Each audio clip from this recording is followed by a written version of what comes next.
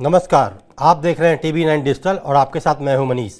आज जो हम बात करने वाले हैं वो आम लोगों के बारे में और सीधा उनकी जेब से जुड़ी हुई है, क्योंकि 1 अप्रैल से कई ऐसे नियम बदलने वाले हैं जिसका सीधा असर आपकी जेब पर पड़ेगा। चाहे फिर वो एटीएम हो, चाहे वो बैंकिंग हो, चाहे जीएसटी हो, चाहे यूपीआई के नियम हो, तो इन सब के बदलावों का आप पर कैसे असर पड़ेगा, क्या होगा, कौन कौन से बदलाव होंगे, इस पर बात करने के लिए हमारे साथ गेस्ट मौजूद है जो कि मुकेश पांडे जी है, जो कि फाउंडर है rupiapesa.com के।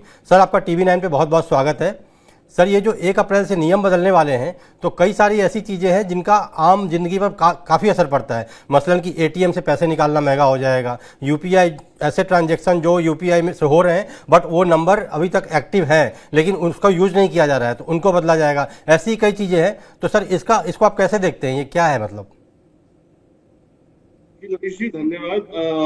जो आप आज टॉपिक लेकर के आए हैं ये बहुत ही इम्पोर्टेंट है हर आम आदमी के लिए जानना, ताकि वो आगे आने वाले जो भी महीनों में जो भी प्रस्ताव आया है चेंज होने का बैंकिंग के अंदर में, उसको समझ पाए और उस तरीके से अपनी बैंकिंग ट्रांजैक्शन को कर पाए। जहां तक एक एक करके हम बात करते हैं कि एटीएम के अंदर में विड्रॉल को लेकर के सिर्फ हमारे चेंजेस होने वाली है पॉलिसी।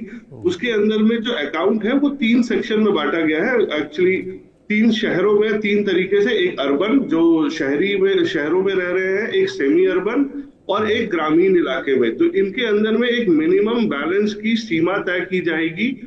फॉर एग्जाम्पल, अगर शहर में रह रहे हैं तो आपको मिनिमम बैलेंस 5,000 रुपए तक मेंटेन करना है अपने सेविंग अकाउंट में। अगर आप सेमी अर्बन के अंदर में है तो 2,000 तक का मिनिमम बैलेंस आपको अपने अकाउंट में एवरेज मेंटेन करना है।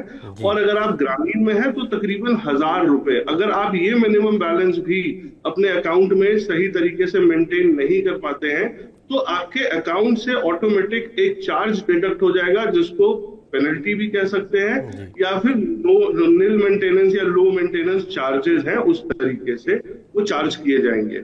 जी जी सर, ये तो बैंकिंग। जी सर, बताइए। जी जी, आप पूछिए पूछिए। जी, दूसरा सर, जैसे कि बैंकिंग की बात हुई तो एटीएम से जो पैसे विड्रॉल करते हैं उसके भी चार्जेस बढ़ने वाले हैं। पहले ये 17 रुपये थे जो अब 19 रुपये हो जाएंगे। मतलब जो आप फ्री लिमिट है वो तो रहेगी, लेकिन फ्री लिमिट के बाद आप नॉन बैंकिंग ब्रांच से निकालते हैं। मसलन मेरा अकाउंट एचडीएफसी बैंक में है और मैं आईसीआईसीआई से निकालता हूँ तो मुझे चार्ज ज़्यादा देना पड़ेगा, 2 रुपये का ज़्यादा चार्ज लगेगा। तो सर, इसको जरा बता दीजिए। इसके भी चार्जेस रिवाइज हो रहे हैं। पहले जब इनिशियली ये पॉलिसी लाई गई थी तो 5 ट्रांजैक्शन नॉन बैंकिंग के अलाउड हुए थे, जो कि अब ये 3 ट्रांजैक्शन पे लिमिट कर दी जाएगी। कि अगर आप एचडीएफसी, जैसा आपने बोला कि अगर आपका खाता एचडीएफसी बैंक में है और आप किसी वजह से ऐसी जगह जहां एचडीएफसी का एटीएम नहीं है, आप किसी और बैंक के एटीएम की सुविधा यूज कर रहे हैं, तो महीने में 3 ट्रांजैक्शन से ऊपर अगर आपका नॉन बैंकिंग ट्रांजैक्शन या एटीएम विड्रॉल जाता है तो जो चार्जेस है वो 20 रुपए से 25 रुपए के बीच वैरी करेगा बैंक टू बैंक। जी, तो ये भी ध्यान रखने वाली बात है कि हम कोई नॉन बैंक ट्रांजैक्शन या अपने बैंक के अलावा किसी और बैंक से जो विड्रॉल करते हैं तो इन शुल्कों के बारे में हमारी जानकारी होनी जरूरी है, ताकि जब आपके अकाउंट से पैसा डिडक्ट हो तो आपको ऐसा ना लगे कि आपको इसके बारे में जानकारी ही नहीं थी। जी सर, हमारा ये शो करने का सर मकसद ही यही था, क्योंकि ये खबरें तो कई दिनों से चल रही हैं कि 1 अप्रैल से ये बदल जाएगा, वो बदल जाएगा, कहीं कुछ आ रहा है, कहीं मीडिया में कुछ आ रहा है। तो इसलिए हमने सोचा कि एक प्रॉपर तरीके से इसको समझाने के लिए एक्सपर्ट के साथ बातचीत की जाए, ताकि पब्लिक को क्लियरिटी रहे कि क्या क्या चीज़ें बदलने वाली है और उसमें क्या क्या बदलाव होगा। सर, जैसा कि आपने एटीएम और बैंकिंग के बारे में बताया, अब सर बात करेंगे सर यूपीआई पे। जो यूपीआई के बारे में कहा जा रहा है कि यूपीआई के नियम में ये बदलाव हो जाएगा, वो हो जाएगा, तो लोग पैनिक भी कर रहे हैं कि कहीं मेरा यूपीआई बंद तो नहीं हो जाएगा। तो ऐसे में सर यूपीआई की क्या नियम बदलने वाले हैं? यूपीआई के अंदर में ना गवर्नमेंट एक पॉलिसी लेकर के आई है, जिसके बारे में जो अकाउंट, मतलब जो मोबाइल नंबर पिछले 3 महीने से बिल्कुल इनएक्टिव है।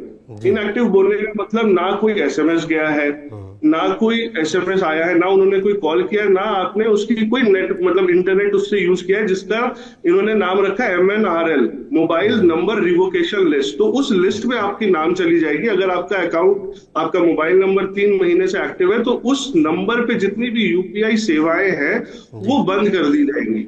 तो इसके लिए इंपॉर्टेंट ये है कि आप अपने बैंक के थ्रू अपने मोबाइल नंबर को अपडेट रखें, ताकि आप ये यूपीआई सर्विसेज अब ढंग से अपने तरीके से यूटिलाइज कर पाए।